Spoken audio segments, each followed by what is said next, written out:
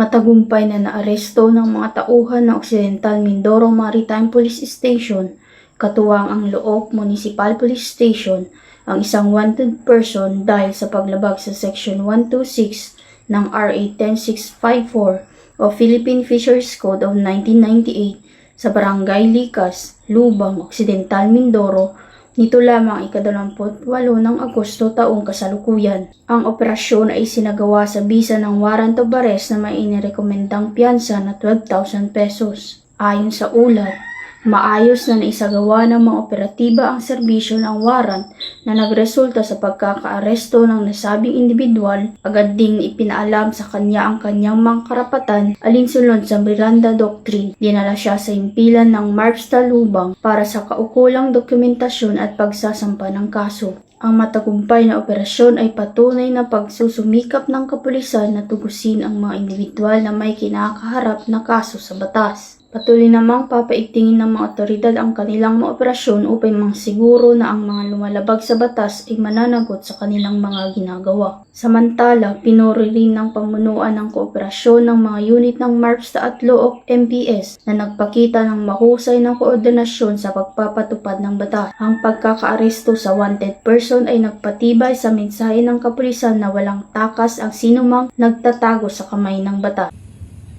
Mula dito sa Calapan City, Oriental Mindoro, ako ang iyong PNN correspondent, Patrolwoman Ferlyn Joy Cawile, alagad ng batas, tagataguyod ng Balitang Pulis.